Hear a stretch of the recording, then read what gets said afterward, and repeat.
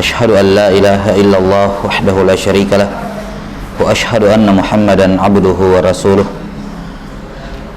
اللهم لا علم لنا إلا ما علمتنا إنك أنت العليم الحكيم أما بعد. Baik, kita lanjutkan Nawasil. Ya, depan sini, depan kamu. Depan.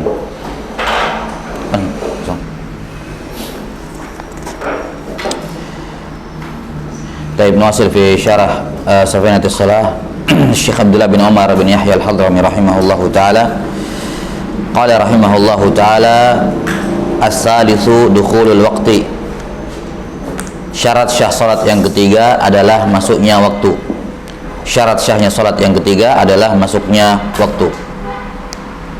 Yang dimaksud dengan masuknya waktu di sini adalah dia mengetahui masuknya waktu. Ya, ma'rifatu dukhulil waqti. Ini yang menjadi syarat syah salat. Ma'rifatu dukhulil waqti. Ya. Mengetahui masuknya waktu. Baik dia mengetahui secara yakinan, yakin masuk waktu, atau dhon, dugaan besar dia sudah masuk waktu. Baik dia yakin masuk waktu atau dugaan besar dia masuk waktu. Jelas ya?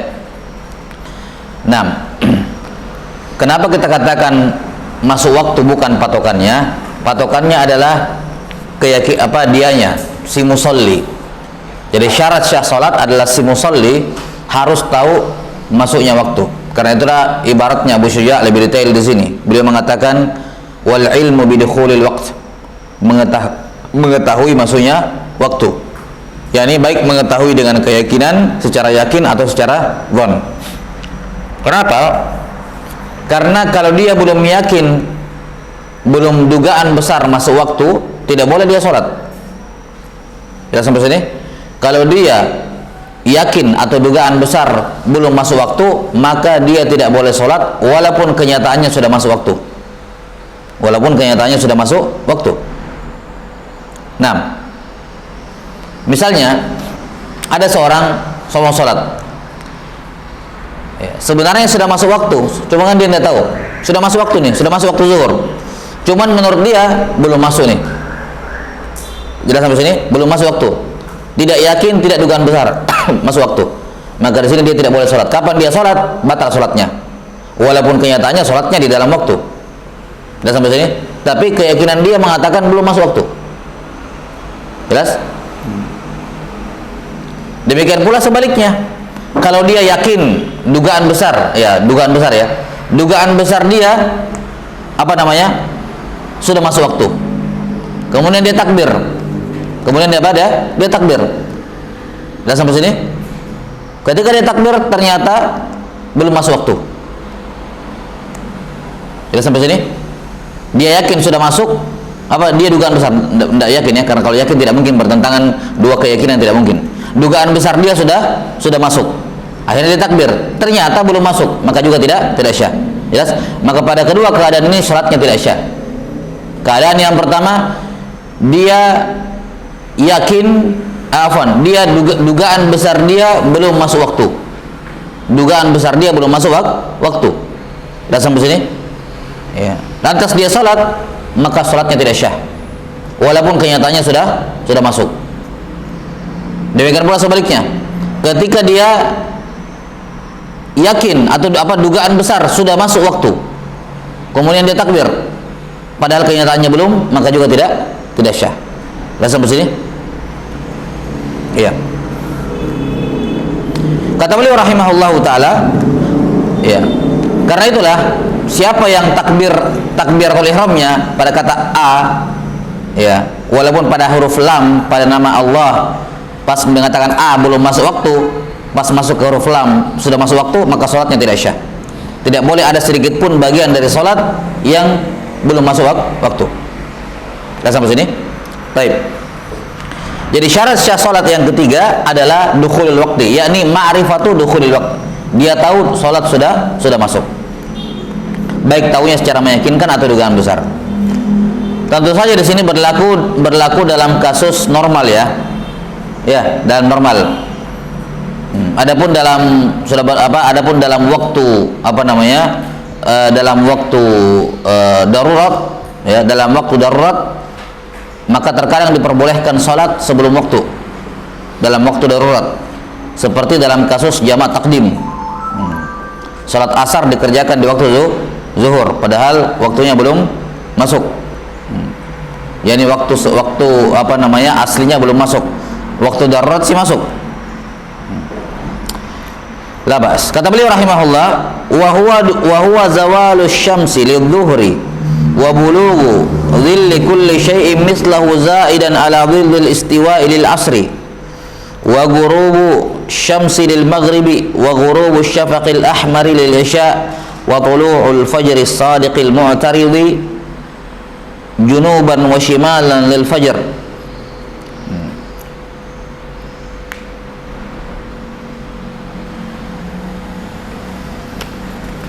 Baik. Sekarang beliau menyinggung tentang 5 waktu salat secara simpel. Beliau tidak menyebutkan akhir waktu, beliau langsung menyebutkan awal waktu saja. Iya, beliau langsung menyebutkan awal waktu. Kenapa beliau tidak sebutkan akhir waktu? Karena awal waktu salat selanjutnya adalah akhir bagi salat sebelumnya, ya kan? Kecuali pada salat subuh. Ya. Jadi mulai dari salat salat zuhur, ya, salat zuhur itu akhir salat merupakan awal waktu salat berikutnya. Akhir waktu zuhur, awal asar. Akhir asar, awal waktu maghrib. Akhir maghrib masuk isya.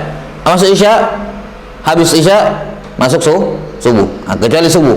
Subuh terbit matahari tidak masuk zuhur. Ya, zuhurnya nanti. Jelas?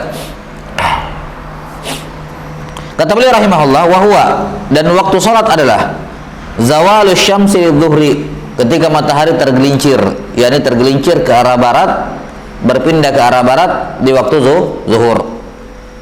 6. Berpindah di arah barat di waktu zuhur. 6.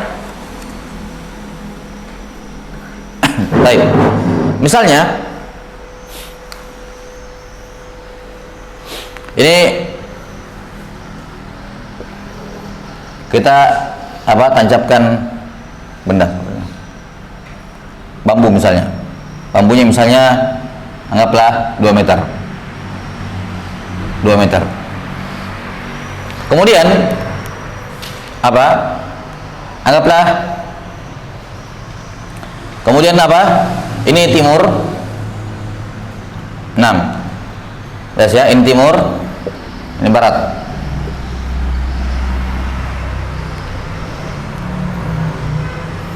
Ketika matahari terbit, ya, sini misalnya matahari terbit, ya, tentu saja ini bayangannya kemana?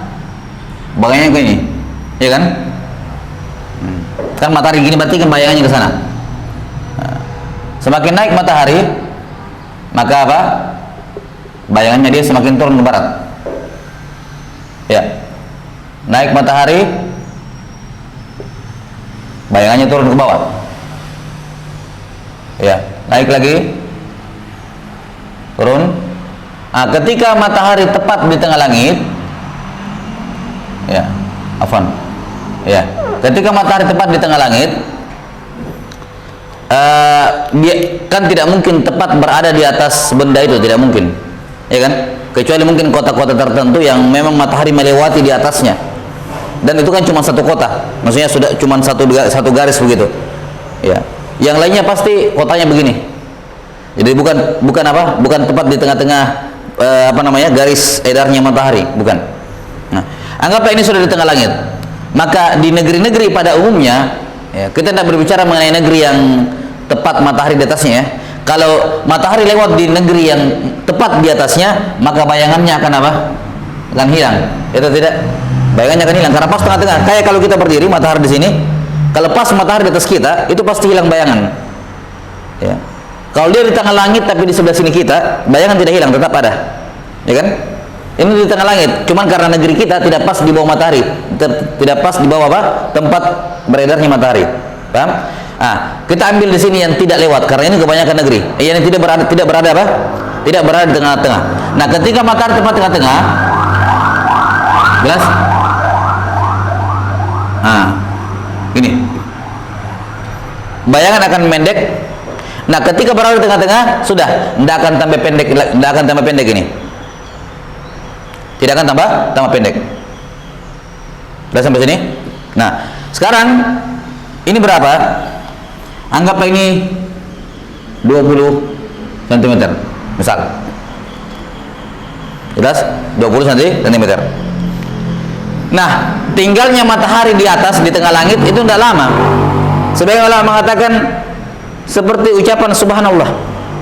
Tidak lama matahari di tengah-tengah. Setelah di tengah-tengah langsung pindah ke barat. Seperti ini? Langsung pindah ke barat. Bayangannya kemana? Ini tidak memendek lagi, langsung pindah ke sini. Ke timur.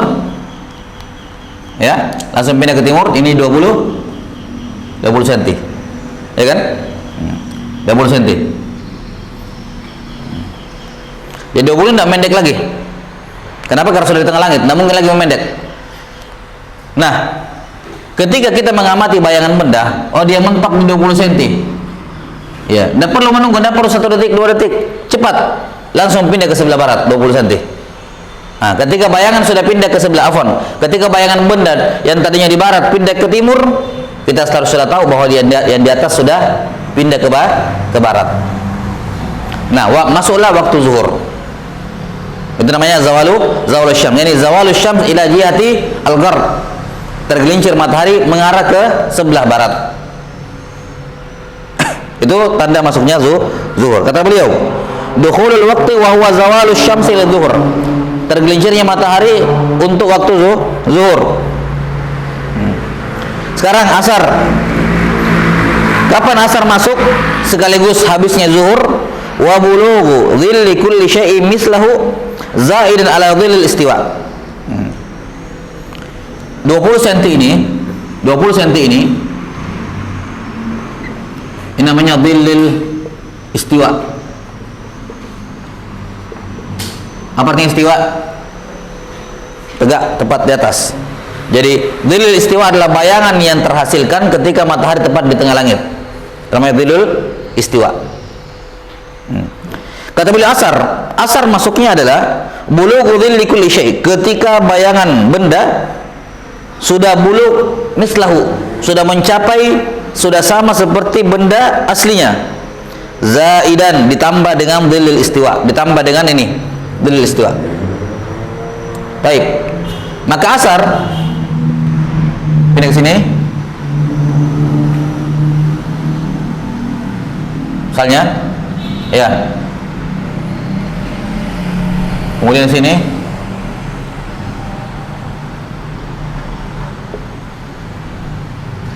Misalnya ya. Nah.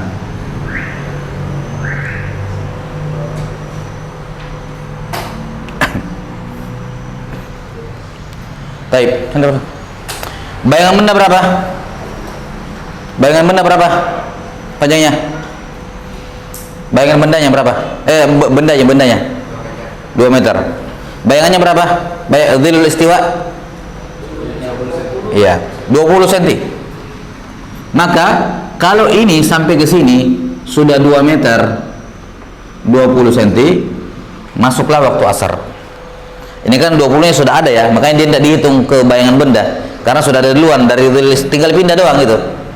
Ya sampai sini, bayangan benda tetap bayangan benda 2 meter. Cuman ini tidak dihitung, yang 20 cm tidak dihitung karena dia bayangan yang muncul setelah tergelincir, namanya dhillul istiwa. Ya. Nah. Udah ya. Jadi kalau bayangan ini ya, dari sini sampai sini 2 meter 20 cm sudah masuk asar. Sudah masuk asar.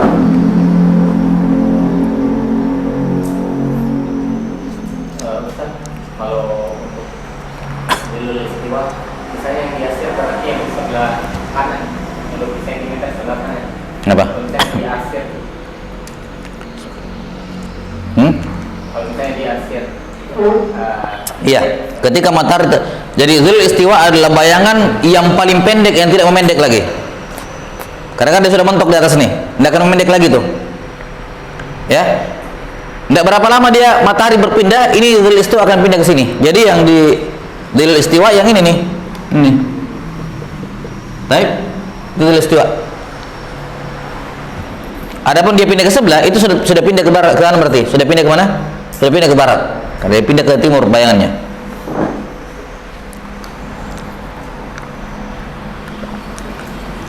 Udah?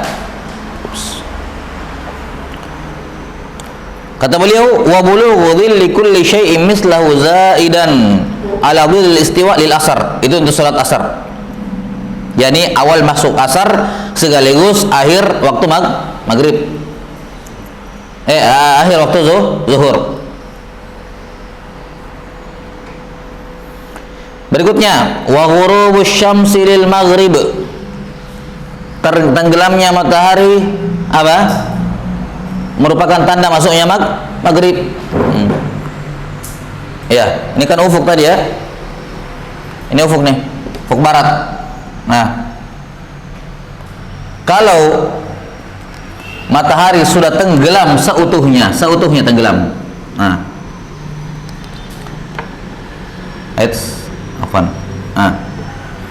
tenggelam seutuhnya baru masuk maghrib.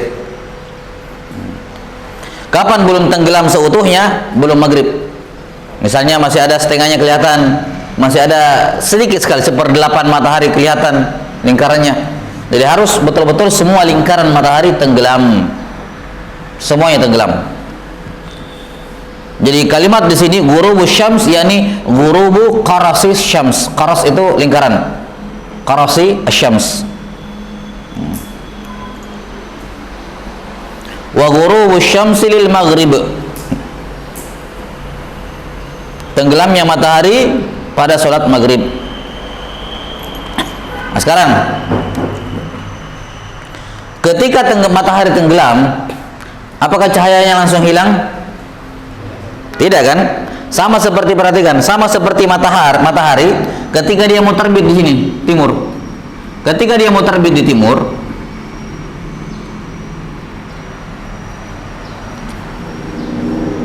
ya. Ketika dia mau terbit di timur, apa yang duluan kelihatan? Cahayanya. Itulah namanya fajar shadiq. Jadi sudah ada apa? Sudah ada cahaya-cahayanya di sini. Ya. Sudah ada apa? Cahaya-cahaya di sini. Itu yang namanya apa? Fajar. Ya, namanya fajar shadiq. Sudah ada cahaya. Kenapa? Karena berarti matahari sudah dekat keluar. Karena sudah ada cahaya-cahaya di situ. Sama seperti di sini. Ketika matahari tenggelam, itu tidak langsung gelap kan? Ada cahaya-cahaya merah dulu di sini. Ya, di langit kan? Karena itu masih cahaya matahari. Apa namanya itu? Syafaq ahmar, syafaq merah. Kita sampai sini.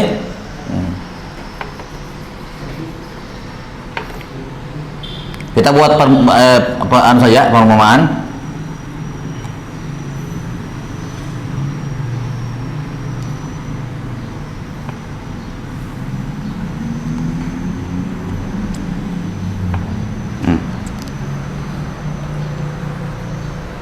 Baik. Matahari ketika tenggelam menyisakan 3 syafaq.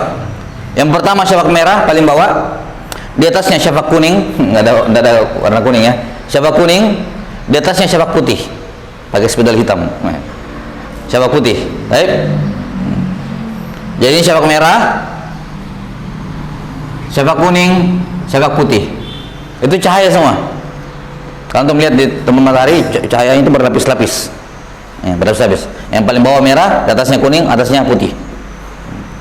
Kata beliau rahimahullah, wa ghurubus syafaqil ahmar lil isya.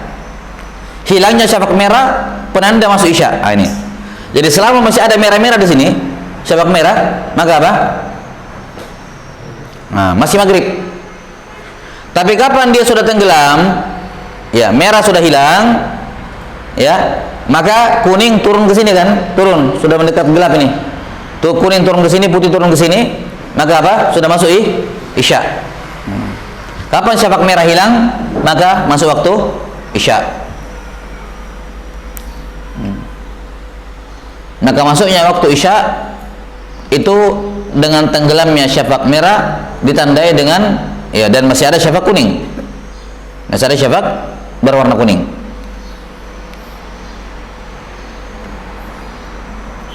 Dah.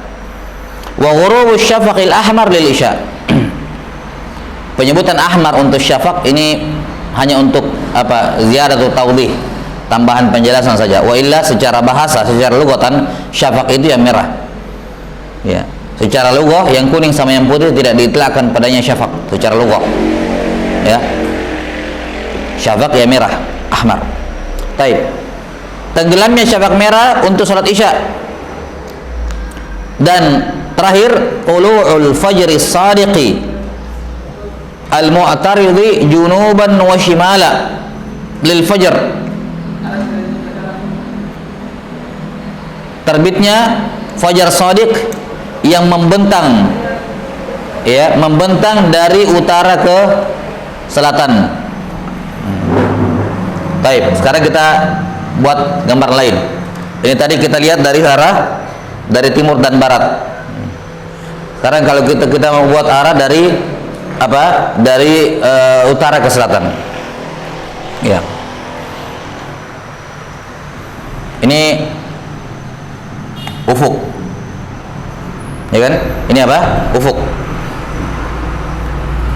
Kemudian apa? Kalau di sini timur, berarti di sini apa? Kalau di sini timur, ini apa? Utara. Ini berarti selatan. Ini selatan. Kita pandang dari ya. Kita mana timur? Sini. Kita pandang begini nih. Itu timur, berarti ini utara, ini selatan. Jelas ya? Nah, sekarang matahari ketika mau terbit, dia sudah mendekat-dekat keluar gini. Sudah mendekat-dekat keluar mataharinya. Sini. Maka apa?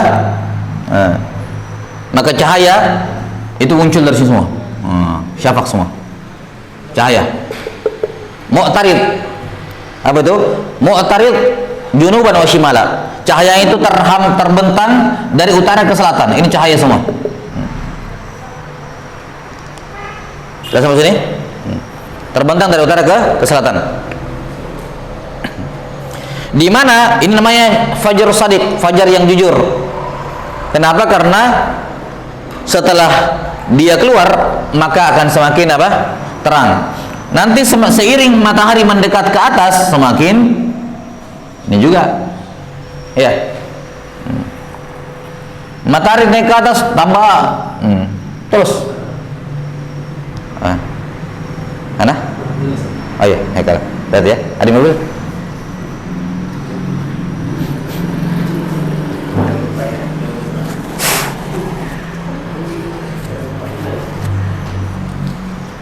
Iya, kabar-kabarin.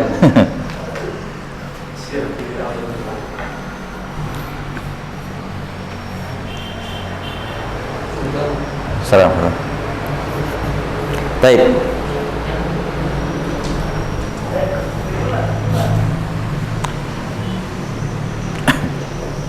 Udah ya? Nah, ini fajar shadiq. Jadi dari kemunculannya dari awal memang dia muncul karena matahari sudah mau terbit. Jelas sampai sini? Sudah mau terbit. Jadi cahayanya duluan keluar matahari itu. Kapan muncul fajar shadiq? Nah, sudah masuk subuh. Semakin dia ke atas, maka cahayanya semakin naik ke atas, semakin terang di langit. Sifatnya fajar shadiq ini dia membentang dari utara ke selatan, membentang dari utara ke selatan, membentang dia. Kemudian cahaya tidak ada jeda, tidak ada space antara syafaq dengan apa namanya? Fajar, dengan cahaya, tidak ada space-nya. Jadi lengket itu cahaya menyatu dengan apa? Dengan ufuk. Afwan. Ufuk dengan cahaya tidak ada space-nya. Kapan muncul fajar? Terang sudah? Sudah masuk waktu subuh. Kapan subuh habis? Kalau ini matahari apa? Terbit. Terbit semua lingkarannya atau sedikit? Nah, apakah harus terbit semua lingkaran mataharinya baru habis subuh? Atau walaupun sudah ada yang keluar sedikit begini nih? Nah, subuh ya. Kalau subuh biar ada lingkaran matahari yang keluar sedikit sudah habis subuh. Jadi tidak mesti harus keluar semuanya. Beda dengan maghrib. Kalau maghrib harus tenggelam semuanya. Yes? Kalau subuh, kapan sudah ada lingkaran qaras, ya, lingkaran matahari keluar dari ufuk, maka sudah habis waktu subuh. Ini tanda masuknya sholat subuh. Beliau mengatakan di sini fajar shadiq. Artinya ada fajar kadhib, fajar dusta. Nah, kalau fajar dusta itu matahari masih jauh, belum mau terbit, ya. Dan dia sifat cahayanya begini dia, begini nih, begini, ya. Nah, dia membentang dari utara ke selatan, dan ada space antara ufuk dengan dia, jadi tidak nyambung. Fajar kadhib, fajar dusta itu tidak nyambung dengan ufuk. Nih, di sini gelap, sini gelap, di sini cahaya, di sini gelap, sini gelap juga diantaranya. Itu fajar kadhib bedanya dengan fajar shadiq.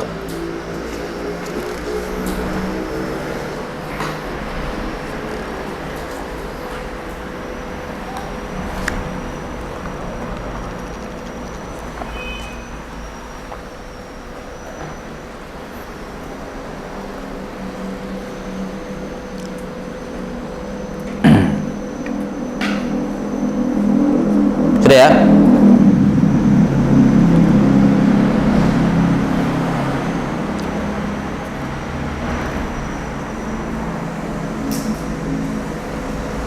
Nah, ini selesai pembahasan berkenaan dengan waktu-waktu sholat.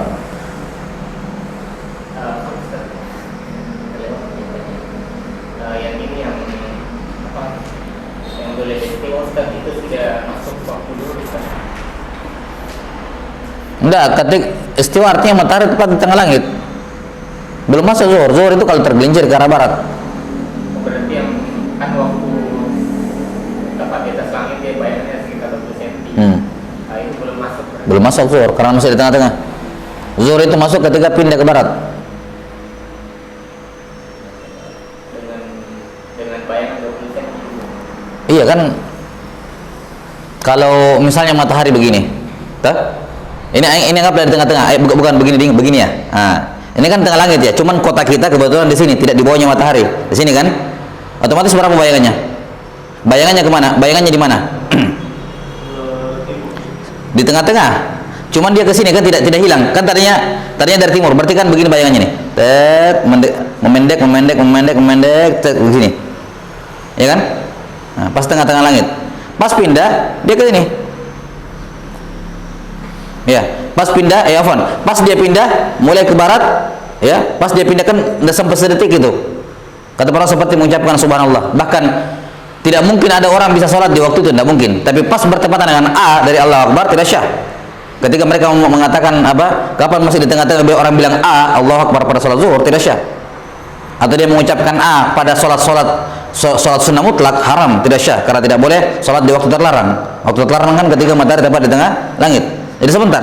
Nah, ketika dia pindah ke arah barat, sudah sampai sini, nah, sudah mulai lagi bertambah. Sudah mulai lagi apa? Mulai lagi bertambah. Tadi kan mendek terus bertambah. Nah, semakin ke barat, semakin bertambah ke timur. Kan tadi 20 cm. Contoh kayak 2 cm jamnya sudah masuk untuk luar. Kenapa? Kan tadi 20 cm jamnya orang bayangannya. Ya. Istiwa. Jadi kalau pas pilih gini kan ya kalau bayangannya 20 cm lebih sudah ke arah barat, ke arah timur sudah masuk. Makanya dikatakan di situ apa tadi? Zaidan, melebihi dhil istiwa. Ya. Yani di sini masuknya zuhur itu adalah bayangan benda seperti benda aslinya plus dhil istiwa wa zada qalilan. Kemarin di Nubzah beliau ada kalimat tambah itu, wa zada qalilan, tambahan dikit. Yani kalau dhil istiwanya 20 cm, enggak, itu akhir sholat asar tadi ya, afwan. Zawalus syams. Kalau dhilul istiwanya 20 cm, maka zuhur masuk ketika bayangannya 20 plus 20 sedikit lebih. Kapan lebih dari 20 sudah masuk zuhur itu. Oh, 21. Nih, 20 setengah saja sudah masuk. Yang penting sudah lewat dari 20. Jelas?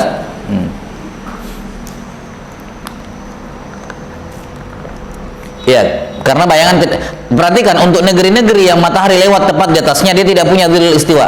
Ya kan? Tidak punya dzilul istiwa karena bayangannya hilang. Kalau memang negerinya pas di atas matahari, bayangannya itu akan hilang, maka dia tidak punya dzilul istiwa. Dalam keadaan seperti ini, berarti bayangannya tinggal dihitung sama benda aslinya, tidak perlu ditambah dzilul istiwa karena dia tidak ada dzilul istiwanya. Bayangannya hilang ketika di tengah langit. Baik. Kata beliau rahimahullah, setelah membahas waktu-waktu sholat secara global, awal waktunya saja, ya, dan tentunya waktu subuh habis ketika terbitnya walaupun sedikit dari lingkaran matahari. Sudah ada terbit walaupun sedikit lingkaran matahari. Kata beliau, fatajibus salatu fi hadhil awqat, wajib mengerjakan sholat pada waktu-waktu ini. Ya, yakni dari awal sampai akhirnya wajib dikerjakan sholat dimanapun. Ya, mau di depan, mau di tengah waktu, mau di akhir waktu. Itu asalnya karena sholat waktunya muwassa. Boleh dikerjakan di awal, di tengah, di akhir. Dengan syarat kalau dia kerjakan di akhir, tidak boleh ada sedikit pun dari sholatnya nyebrang ke waktu setelahnya, tidak boleh.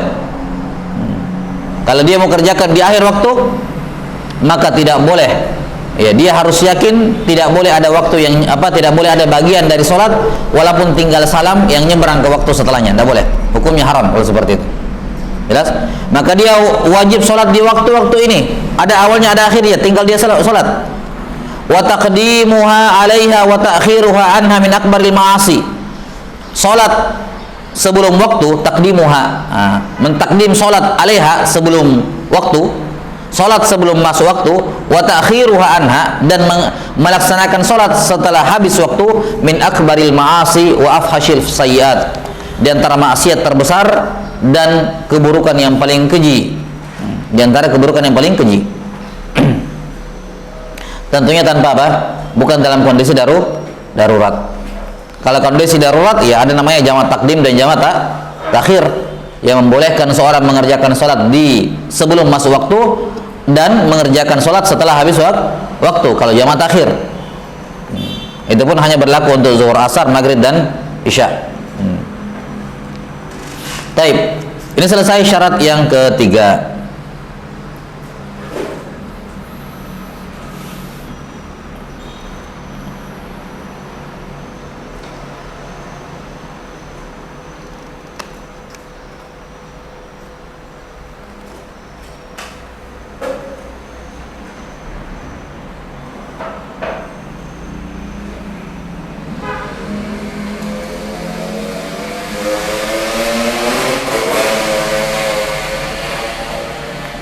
Taib. Kata beliau rahimahullahu taala, ar-rabi, syarat syah salat yang keempat,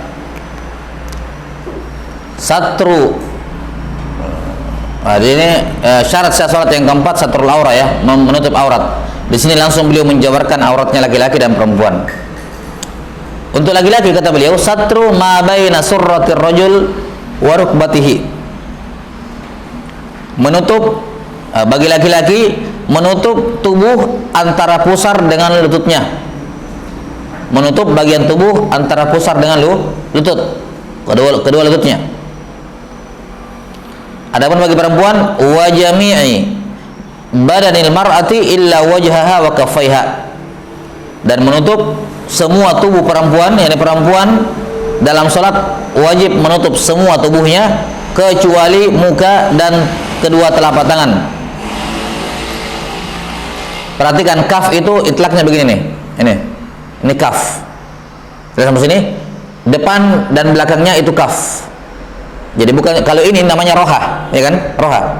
Kalau depan belakang namanya kaf, ini kaf. Ya. Makanya kalau diterjemahkan kaf itu telapak tangan kurang pas. Karena orang bahasa Indonesia telapak tangan cuma ini punggung telapak tangan. Ya sampai sini. Karena itulah mungkin ada sebagian orang yang salah paham ketika dikatakan aurat perempuan adalah kafnya, kaf terjemahnya dia baca telapak tangan, dia kira cuma ini doang yang boleh terbuka, adapun ini wajib tertutup. Sehingga kalau dia salat ditutup juga ininya. Jelas sampai sini? Mungkin ada yang salah paham. Ya. Jelas saya ini tidak benar. Jadi kaf itu diitlakkan untuk ini semua. Ya. Adapun bagian dalam telapak tangan, kalau orang Indonesia bilang telapak tangan, namanya rohah. Ya kan? Ini rohah, ini butunul asabi. Bagian dalam jari jemari sudah kita sebutkan kemarin. Ya. Jelas ini namanya dhahrul kaf, punggung kaf. Ya. Jelas? Kata beliau rahimahullah, untuk perempuan dalam sholat wajib menutup seluruh tubuhnya kecuali wajah, kecuali muka dan kedua telapak tangannya. Ini batasan aurat. Yang mana batasan aurat dari tubuh sudah dijelaskan. Laki-laki antara pusar dengan lutut, perempuan semua tubuh kecuali muka dan telapak tangannya. Artinya bagi laki-laki pusar bukan aurat. Pusarnya sendiri bukan aurat.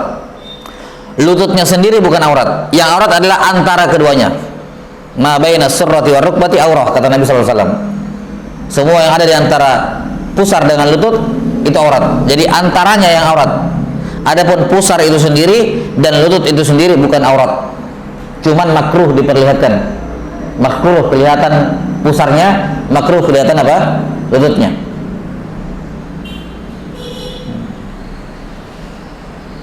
Bahkan wajib menutup sebagian dari lutut dan sebagian dari pusar untuk kesempurnaan menutup di antaranya. Ma la yatimul wajib illa bihi fahuwa wajib. Perempuan semua tubuhnya tidak boleh kelihatan dalam sholat, semuanya. Yang boleh kelihatan cuman wajah. Wajah batasannya sama seperti pembahasan wudu. Nih. Ya. Sama, wajah. Dan kaf. Kaf itu ini nih batasannya. Jadi ini pergelangan tangan sudah tidak masuk kaf. Jelas? Ya. Pergelangan tangan sudah tidak masuk kaf. Kaf itu sini batasnya. Jelas? Ini nih. Ini kaf. Di bawahnya ini bukan lagi kaf. Karena itulah rambut perempuan tidak boleh kelihatan biar sedikit. Ya, rambutnya. Apalagi ini bagian bawah dahu, bagian bawah ini dagu. Ini bukan muka, wajib ditutup perempuan. Makanya perempuan kalau pakai mukena harus sampai sini nih. Tutup. Enggak boleh gini mukenanya. Ayo, sini kelihatan bawahnya, batal sholatnya. Karena bagian bawah dagu itu bukan wajah. Jelas? Yang boleh kelihatan cuma wajah tok sini nih. Jelas? Telinga juga enggak boleh kelihatan sini. Hanya itu saja yang boleh kelihatan. Wajah batasannya jelas, telapak tangan jelas. Kaki perempuan juga aurat, tidak boleh kelihatan. Ini juga pergelangan tangan aurat, tidak boleh kelihatan. Baik. Wa yajibu 'alaiha satru juz'in min jawanibil wajhi wal kaffain. Ya. Wajib bagi perempuan untuk menutup sedikit bagian dari lingkaran wajahnya dan telapak tangannya. Ini lingkarannya ini harus tertutup, harus ada rambut yang apa? Harus ada apa? Ini yang jidat yang ikut tertutup supaya sempurna. Kalau pas-pas seperti ini itu rawan, pasti ada kelihatan rambutnya. Maka harus masuk sedikit di sini, masuk begini. Ini juga harus tidak boleh pas di dagu, harus naik sedikit di sini. Iya. Nah, bab kaidah tadi sudah berlalu dalam bab wudu ya. Orang kan wudu disuruh mencuci wajah. Tidak mungkin sempurna mencuci wajah kecuali apa? Ikut rambut sebagian keliling begini. Nah, ketika disuruh menutup semua kepala kecuali muka, berarti harus ada muka yang ikut tertutup sedikit sekeliling jawanibnya. Saya kira ini jelas. Ini juga ketika dikatakan kafain itu boleh kelihatan, maka wajib ada kaf yang tertutup, wajib. Karena kapan pas di perbatasan betul agak kelihatan pas di bagian dari pergelangan tangannya. Jadi harus ada tertutup kafnya. Sampai sini? Baik. Wa 'ala ar-rajul satru juz'in min surratihi wa ma hadaha wa jawanibi rukbatayhi. Sementara bagi laki-laki wajib menutup sedikit bagian dari pusar. Ya, kelihatan pusar makruh. Sampai sini makruh. Dan wajib untuk menutup sedikit bagian dari pusar ya supaya sempurna tertutup dia di antaranya. Wa ma haulaha, dan sekitar pusar ini, jadi lingkaran pusar begini. Nah, kadang ada orang tertutup di sini, di belakang kelihatan. Kalau ruku sujud kelihatan di belakang. Karena dia pakai baju apa namanya? Baju pendek ya. Ya. Nah, jadi di depan sih tertutup, tapi di belakang sini kelihatan. Ini batal sholatnya. Jelas? Jadi harus sekeliling pusar tertutup. Harus ada sedikit bagian dari pusar dan sekelilingnya itu apa tertutup. Wajawani birukbataihi, dan juga lutut. Ya. Kalau tertutup celana dalam. Ya tidak apa-apa. Yang penting tertutup. Walaupun kelihatan celana dalamnya. Ya. Tapi yang penting tertutup. Iya, nah, apa? Kayak pemandangan sering dilihat itu. Iya, penting tertutup. Oh, salah. Baik, udah ya.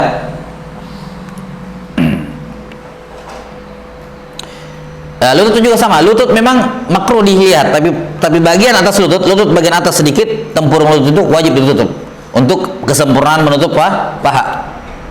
Tidak sempurna menutup paha kalau ada sedikit lutut yang kalau semua lutut tidak tertutup, maka pasti ada sebagian paha yang tidak tertutup. Maka kesempurnaan menutup paha adalah apa? Menutup sedikit bagian dari lutut. Baik. Kata beliau rahimahullah, wa alaihi masatru minal jawanib la min asfal. Nah, ini. Wajib bagi keduanya menutup auratnya dari sekeliling, bukan dari bawah. Maksudnya apa? Laki-laki ketika menutup aurat sini, ya, maka demikian pula perempuan ketika menutup semua auratnya kecuali muka dan telapak tangan, kewajiban ditutup itu dari arah atas sama dari arah keliling. Tidak ada kewajiban menutup dari arah bawah. Ya. Jadi sampai sini? Tidak ada kewajiban menutup dari arah bawah. Kalau laki-laki pakai sarung sampai di sini lutut, misalnya kan, lutut sampai pusar, dari atas kelihatan nggak auratnya? Enggak, dari depan tapi dari bawah kelihatan. Tapi tidak ada kewajiban menutup dari bawah. Sudah sampai sini? Tidak ada kewajiban menutup dari bawah. Kewajiban menutup aurat hanya menutup dari atas dan sekeliling. Itu namanya jawanib. Wa alaihi masatru minal jawanib. Dia wajib menutup dari sekeliling. Ini nih.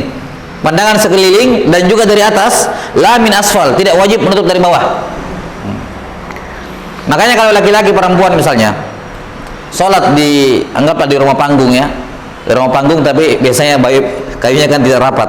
Ada orang di bawah nengok ke atas, lihat ya, misalnya perempuan sholat kan tertutup sekelilingnya, tapi dari bawah kelihatan kakinya, maka ini tidak batal sholatnya, tidak ada masalah.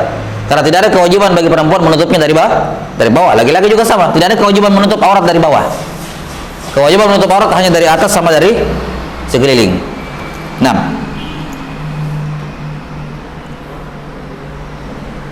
Wa yajibu an yakuna satru taib. Sebelumnya butuh diperhatikan, saya lupa tampil tadi di awal. Pembahasan menutup aurat dalam sholat itu maksudnya, jadi aurat dalam sholat itu maksudnya semua bagian tubuh yang wajib ditutup. Atau nanti kita selesaikan dulu baru kita bahas, karena ini butuh pembahasan tersendiri. Kata beliau, wa yajibu an yakuna satru yamna'u hikayata launil basyarah.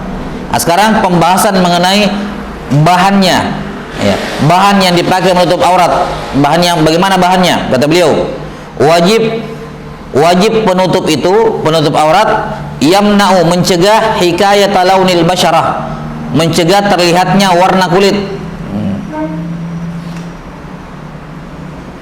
Warna kulit.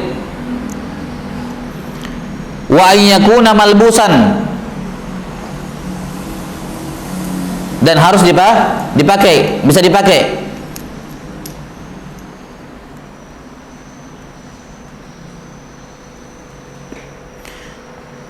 Wa ayyakuna malbusan au ghaira malbus, atau tidak dipakai. Jadi intinya apa? Intinya penutup itu tidak apa? Tidak memperlihatkan warna kulit, baik berupa pakaian maupun bukan berupa pakaian. Baik berupa pakaian maupun bukan berupa pakaian.